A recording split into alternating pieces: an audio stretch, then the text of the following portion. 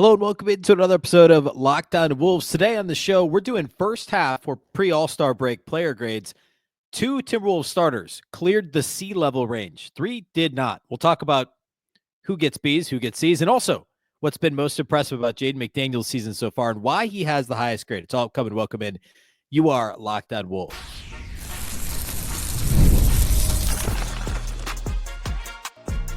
You are Locked On Timberwolves, your daily Minnesota Timberwolves podcast. Part of the Locked On Podcast Network, your team every day.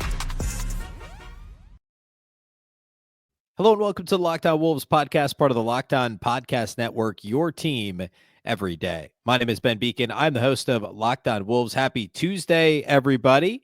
Today we're going to cover pre-All-Star break grades for the Timberwolves. Not technically the first half. They're like, I don't know, 2/3 to 3/4 of the way through the actual regular season. So I want to talk player grades today. And Jaden McDaniels, spoiler, has the best grade of any of the Timberwolves starters. We'll get to the bench tomorrow.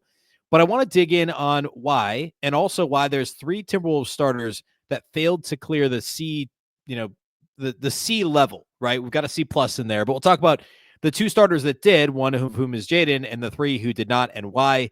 That's all upcoming today. A big thank you off the top for making Locked On Wolves your first listen every single day. Of course, this show is free and available everywhere, including YouTube, as well as all of your favorite audio platforms. Of course, you can also watch on the Locked On Sports Minnesota app on both Roku and Amazon Fire TV. And you can also subscribe to the Locked On Wolves daily newsletter at lockedondaily.com. It's one stop for ultimate team and league coverage delivered right to your email inbox. Sign up for free now at lockedondaily.com. All right. So I wanted to do the season grades because we typically don't have a chance during the season to step back and do like a whole episode on an actual player. I guess we're not doing that now either, but like more than a couple minutes, here and there on each individual player. And before the season, well, actually at the end of the season each year, I've been doing season player reviews. Sometime, for starters, I'm doing basically full shows on those.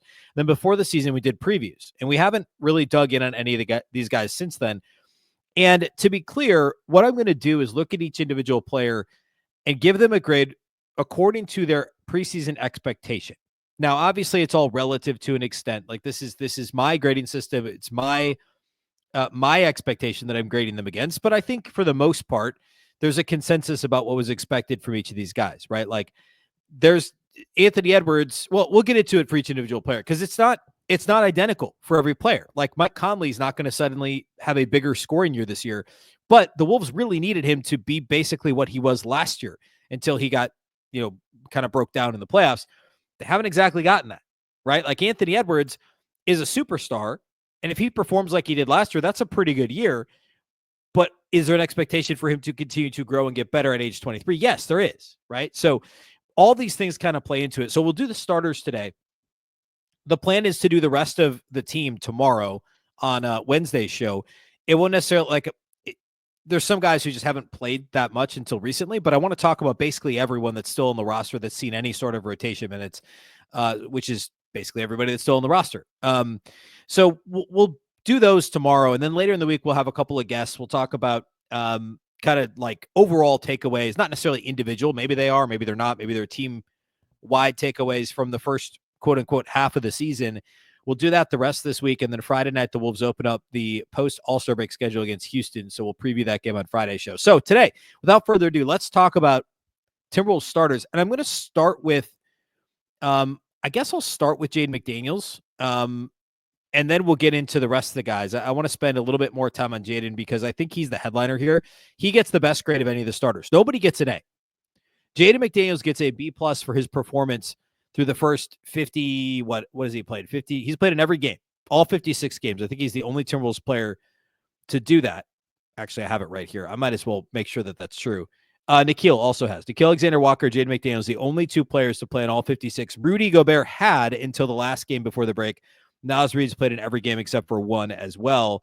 And Ant has only missed, I think, 2. Yeah, Ant's only missed 2 games. So, again, grand scheme, the Wolves have been relatively healthy, knock on wood.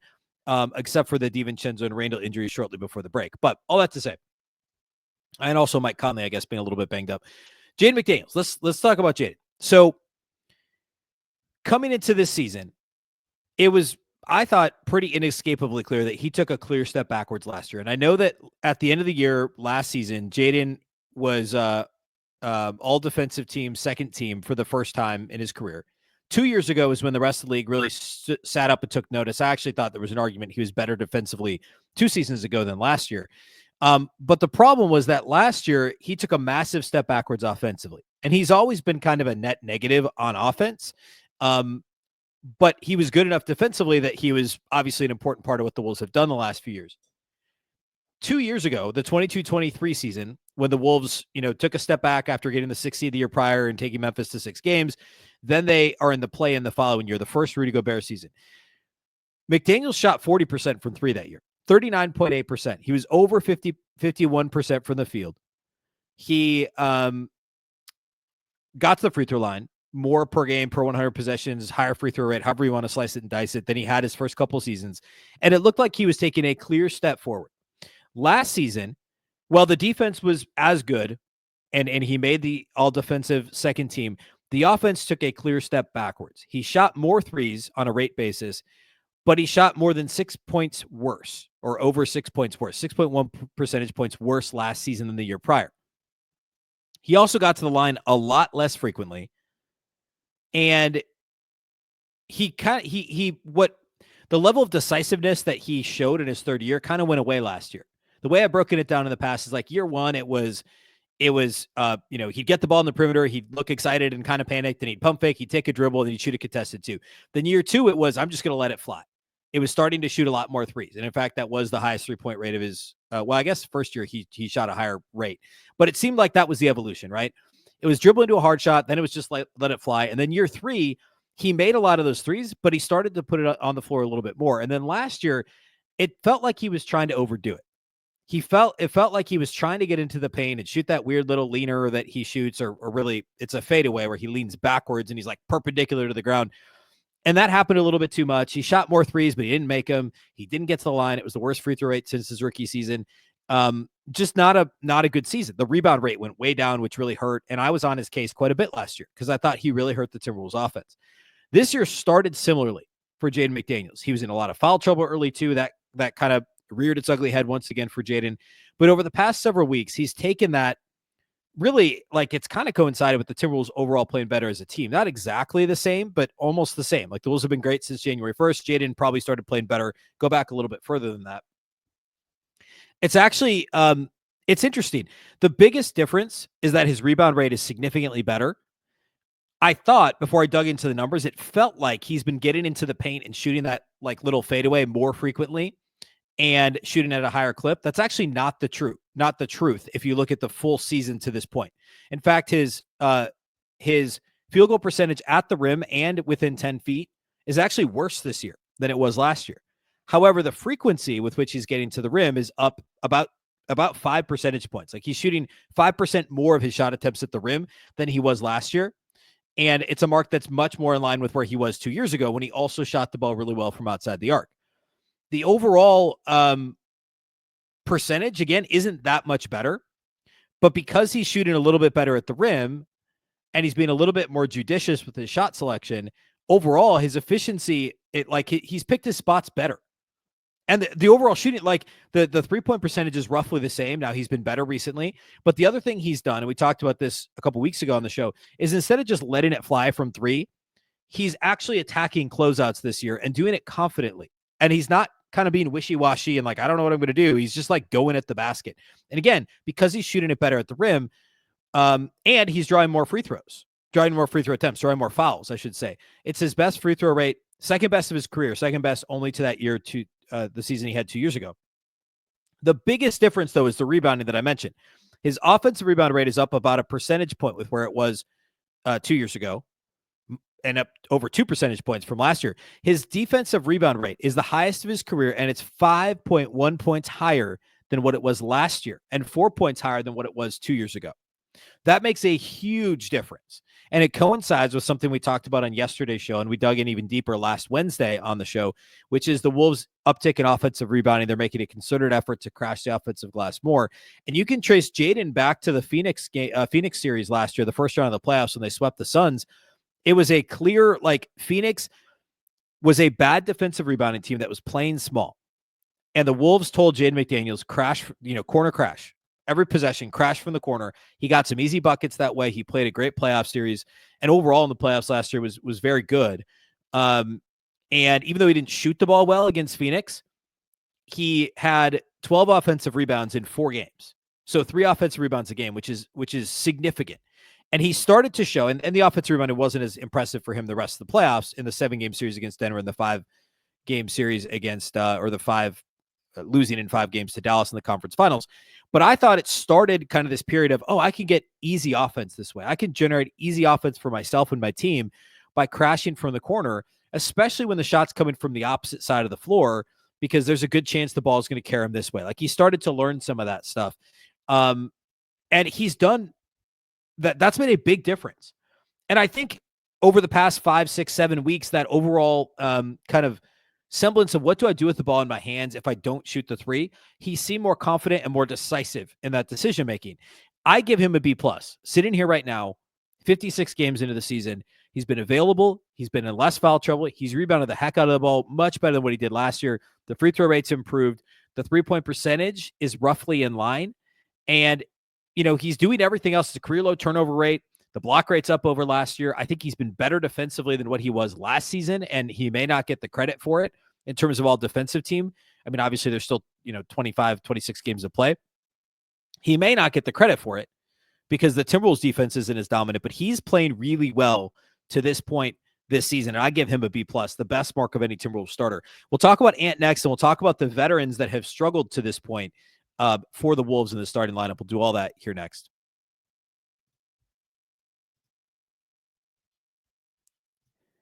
Today's episode of Locked On Wolves is brought to us by our sponsors at TurboTax. This is a message from sponsor Intuit TurboTax. Taxes was waiting and wondering and worrying if you were going to get any money back, and then waiting, wondering, and worrying some more. Now, Taxes is matching with the TurboTax expert who can do your taxes as soon as today. An expert who gives your taxes their undivided attention as they work on your return, where you get real-time updates on their progress so you can focus on your day. An expert who will find you every deduction possible and file every form, every investment, everything with 100% accuracy. Also, you can get the most money back guaranteed. No waiting, no wondering, no worries. Now, this is Taxes. Get an expert now on TurboTax.com. Only available with TurboTax live full service real-time updates only in iOS mobile app.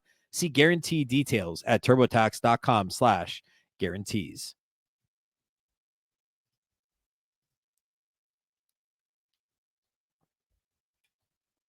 All right. Let's move on. Let's talk about Anthony Edwards next.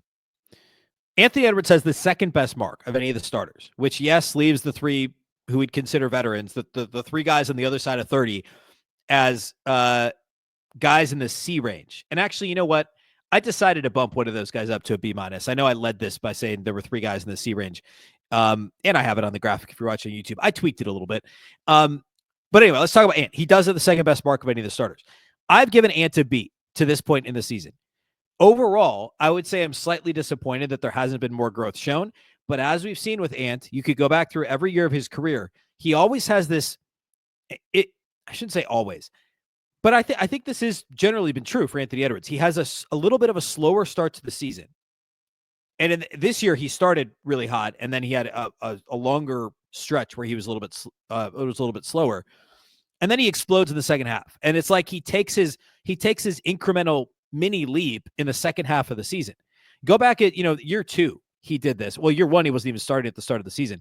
Year 2, he did this going into the playoff, leading into that playoff series against Memphis. Year 3, it was like, all right, is this going to happen? It was kind of a midseason bump where and then he had the knee issue and stuff. And then he kind of bounced back and he had a good close to the season and was strong in the playoffs against Denver in the first round loss when they were the 8th seed after winning in the play-in. And then last season, same deal. Second half of the season in the playoffs, it was just like he looked like he was going to be a top 5 guy this year. Now, I think you'd clearly say he's a top. I don't want to get completely into this argument right now, but a top 12 player, top 11 player, top 10 player, maybe in the NBA. I think that's still true. And there's clearly areas he's improved this year, but he has not yet made that leap from star, all-star, all-NBA second team, which I guess by definition would mean at the end of last season, he was a top 10 player. But the fact that I'm still kind of hedging like, is he a top 10 player? Other guys have passed him, potentially, because he's had just a good, not great start to the season. And the Wolves' record is somewhat reflective of that. It's obviously not all on him, but the Wolves generally go how he goes. Now, obviously, he's improved his three-point shooting by nearly 6 points per game while shooting 6 percentage points per game, while shooting 3.5 more threes per game. It's nuts. That is unmistakably, don't miss this. He's shot more threes and made more threes than anybody in the entire league. The volume at which he's shooting to still be north of 41% is unbelievable. And the number of his shots that are unassisted, the number of his shots that come off the dribble, it's incredible. And that's obviously the area he's improved the most, no doubt. Before the season, I think it was the episode I did with Josh Lloyd of Locked On Fantasy when we talked about the Wolves fantasy prospects of Wolves players this year. I said if he could take a couple of his mid-range shots and attempt 1 or 2 more threes and 1 or 2 more shots at the rim, he would be a 30-point per game scorer. Well, he's attempting all of those shots more outside the arc instead of some of those at the rim, and he's actually seen his free throw rate go down. Now, of late, that's changed, which is why this is a B and not a B minus, because the free throw rate has skyrocketed. He's double-digit free throws in I'm going to pull it up, but 4 of his last 5 games, and it's even more than that. It's the uptick he's had since Jan 1. The Wolves have attempted more free throws than any other team in the league, or they have a better free throw rate than any other team in the league since January 1st. Ant has attempted double-digit free throws in 4 out of the last 5 games. He's attempted double-digit free throws 6 times since January, 7 times since January 15th. All right, and that's a month. He's only attempted less than 5 free throws 4 times since the first week of January. It's crazy. The free throw rate has returned for Ant, and if he keeps playing like this, it's going to be greater than what it was last year. And then we might get to our 30-point per game score, which I realize is a tough thing to do. He's at 27.5 now, but he's up almost 2 points per game over last year now. He's also shooting free throws at a slightly better percentage. At the moment, it's a career high, over 84%. He was 83.5% last year. So if that uptick continues and the three-point shot continues to be what it is, this could be a clear step forward for Anthony Edwards on the season. I think the defense hasn't been quite as good. I don't know that he's been quite as challenged. The Wolves have so many horses defensively. I bet if we pulled up the B-ball index, what usage tier is he guarding? I bet it's a lower usage tier than what he's been doing in the past, because you have Nikhil and now you have Jalen Clark, and obviously you still have Jaden. There's more guys that can defend. And I don't have any problem with him shooting. Nearly half of his shot attempts are coming from 3. That's fine. It's just the volume at the rim has to come up a little bit. And the consistency, which always has been kind of the thing with Ant, that needs to continue to improve. And I realize I'm nitpicking, but we're talking about a guy who has a real shot of being a top 3 player in the league. He's just got to figure the consistency piece out. Now, he is shooting a tied for career worst at the rim. It's in line with where it was his rookie year. I do think part of that is he's getting fouled a ton and it's not being called. That is certainly part of it.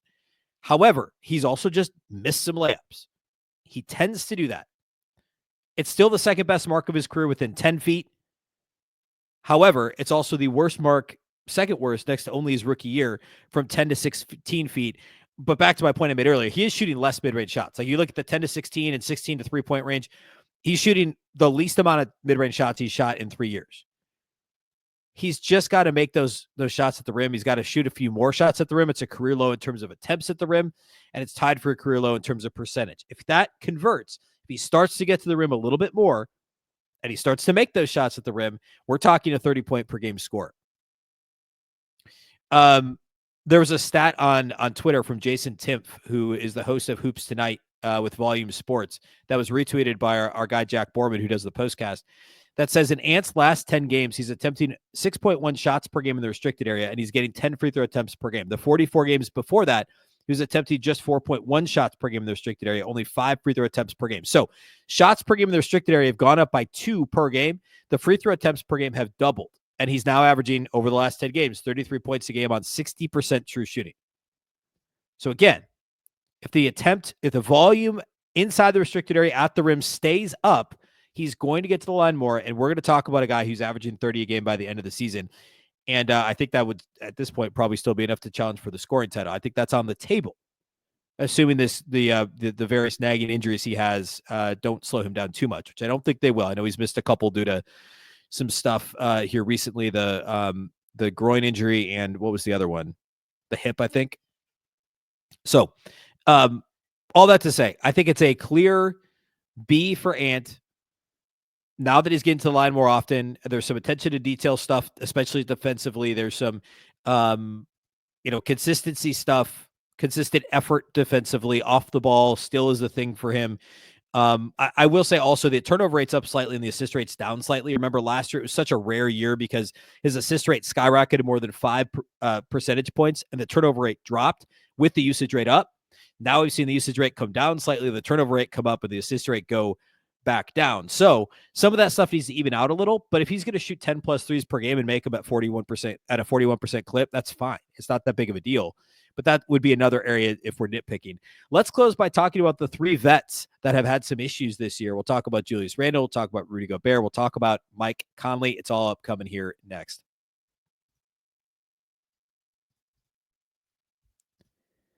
Today's episode of Locked On Wolves is brought to us by our friends at Hungry Root. When it comes to grocery shopping and meal planning, I've had an ongoing problem. I just don't have time between work, life, trying to eat healthier, especially now here after the new year, and the podcast, of course, busy Timberwolves schedule. Feeling stressed out quite a bit. I'll go to the grocery store. I'll miss, like I went yesterday, and I definitely forgot some stuff. And then I end up with no time to actually cook because I'm busy. I know I'm not the only one, and it makes it really hard to stick to health goals. But everything will change when you discover Hungry Root. It's honestly been a game changer for me. It's the easiest way to eat healthy without all the stress. With Hungry Root, it's like having a personal shopper and a nutritionist all in one. They take care of my grocery shopping, recommending meals and groceries based on my taste and health goals, from anti-inflammatory to high protein and gluten-free options. If any of those things are important to you, they can do that for you. But the best part is that every meal is ready in 15 minutes or less. I'm talking quick, healthy meals that actually taste great, all delivered straight to your door. It really is a huge time saver, and it makes healthy eating so much simpler. You're going to love Hungry Root as much as I do. For a limited time, get 40% off your first box and a free item in every box for life. Go to hungryroot.com/LockedOnNBA and use the code LockedOnNBA. That's hungryroot.com/LockedOnNBA, code LockedOnNBA, to get 40% off your first box and a free item of your choice for life. hungryroot.com/LockedOnNBA, code LockedOnNBA. Don't miss out.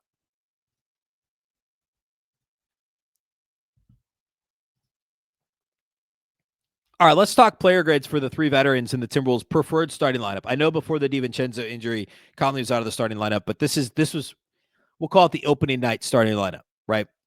So I have Julius Randle as a B-. I know that he's not a super fun player to watch. I concur with those of you that believe that. I agree. He is, however, clearly important to the Timberwolves offense. And with him not available, they've had some of these games where they just, if Ant doesn't have it going, where are you going to generate offense from? And some of the time it's been Nas and occasionally Jaden McDaniels, but Julius Randle's a more consistent offensive threat when he gets the opportunities.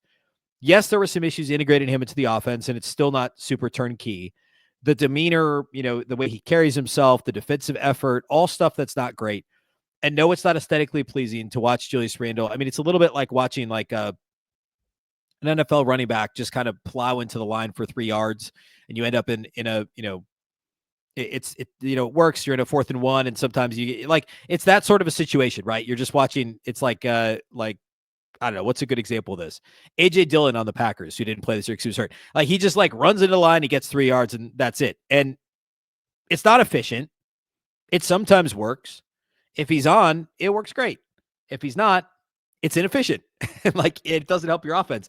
And that's Julius Randle. A third of his shots have come from outside the arc, which is up from last year with the Knicks, not anywhere near where he was 2 years ago, but he's shooting roughly the same as he was last year with the Knicks from deep, 32%. He was 31% last year. His career high was 5 years ago with the Knicks, 41%. It's a clear outlier. Remember, he's never had another year up to 35% or higher. He's 32% this year. That's not a surprise. The bully ball he likes to play when he gets into the paint and he tries to shoot, within 10, 12 feet. I mean, he's still attempting but just under 30% of his shots are coming from within 10 feet of the basket. And he's actually shooting almost 5 points worse percentage-wise than he was last year. Everything else is roughly the same as where he was. He doesn't shoot a lot of long mid-rangers. He's shooting those at a better clip. The biggest issue for Julius has been volume is down, which is why the per-game numbers are down. So if you're just looking at the per-game numbers, yeah, his opportunities are down because he's playing with Anthony Edwards. I know he played with Jalen Brunson last year. Not the same thing. Jalen Brunson's a point guard. Ant is not, even though he masquerades as one at times. But for Julius Randle, he's got his highest turnover rate right now since what year? 2018. His last year with the Lakers. Okay, highest turnover rate since then. His lowest usage rate since that season. And we already talked about the three-point shot. The rebound rate for Julius Randle is actually a career low right now. His overall rebound rate is a career low. His defensive rebound rate is by far a career low. And I know he's played with Rudy Gobert, but he's played with centers before, right? And the Wolves as a team are not rebounding very well defensively. And Rudy's not having a good defensive rebounding year. So that's a concern. The offensive rebound rate, which is something the Wolves have focused on more lately, is his best since his first year at the Knicks, which is 5 years ago. So turnovers are up. Rebounding is way down. Scoring is roughly the same. It's down from a total perspective, a volume perspective, but that's because the opportunities are down. Efficiency is roughly the same. The assist rate is in the neighborhood of what it was last year. Less, again, the ball in his hands less often. But he's still an important part of the Wolves offense. And this is not a conversation about what they do in the offseason. I really don't know. I think he's been good enough. He's a B-. If Cat was on the team, would they have started the year better? Probably. But I don't know that it's necessarily directly a Julius Randle problem. I think it's just magnified when that's what we're comparing it against. And hopefully he comes back and it's much more synergistic when he comes back from the groin injury, which could be as soon as, later this week. Hopefully that's the case, because it's just simply you need more good players. And he is no matter what you think about Julius Randle, and he's not my favorite player to watch, and he's not the best fit on this roster, but he's still one of their best 4 players. He just is. And hopefully he plays well when he comes back. Rudy Gobert, I'm giving Rudy a C+.